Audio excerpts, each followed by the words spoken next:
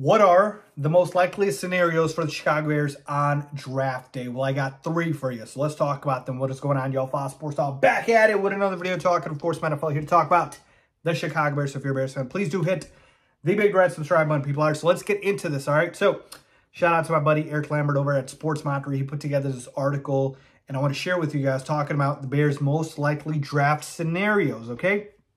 And pretty much I was going to do something like this. And then I saw the article and I'm like, wow, this is fantastic. This is exactly what I was going to talk about. So let's just dive into it again. So this is the most likely draft scenarios. This isn't what is going to happen. All right. These aren't the exceptions. All right. This is the most likely. And there's 3 scenarios at play here that I believe for the Bears.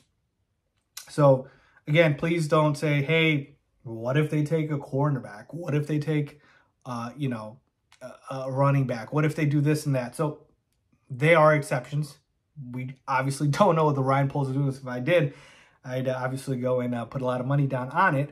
But this is just the most likely scenarios. And I'm only specifically talking about the number 9 overall pick, our first round pick.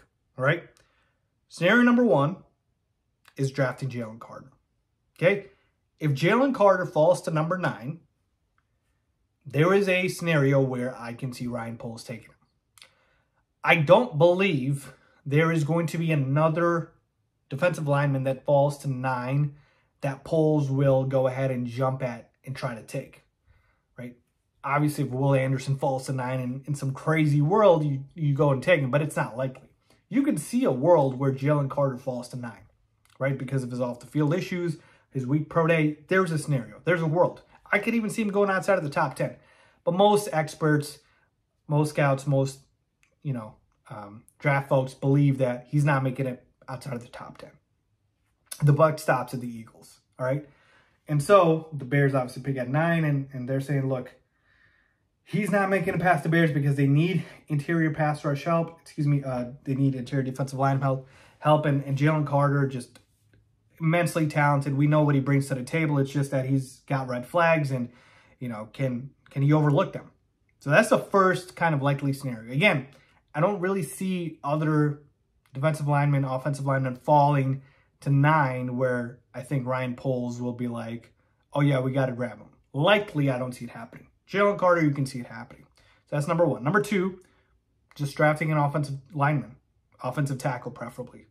I can see Ryan Poles just staying put at 9 and saying, look, we'll take PJJ or we'll take Broderick Jones or maybe even Darnell Wright. All right, but that would be a little bit of reach, and we'll talk about my 3rd scenario in just a second here. But yeah, just stay at 9 and just say, hey, we'll just take the best tackle available. Or scenario 3, trade down maybe into the mid-teens, early 20s, and take a guy like a Darnell Wright and still get kind of your tackle as well as a better draft compensation, maybe in the 2nd round to go ahead and draft your preferred pass rusher, if you will, preferred defensive lineman.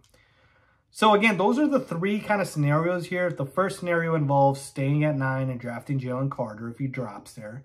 Or staying at 9, Jalen Carter's not there, and you go ahead and draft your offensive lineman like a Paris Johnson Jr., Broderick Jones, Peter Skoronski, although I don't think that one's as likely, or Darnell Wright.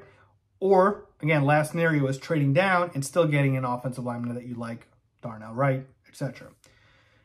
I believe that's the most likely scenario that I see. Look, there is a world in which Ryan Poles can do what he did last year and go ahead and take somebody in the secondary. You can take a cornerback with this first pick. But I don't foresee that happening just because of how important and how depleted we are at the 2 positions in the trenches, right?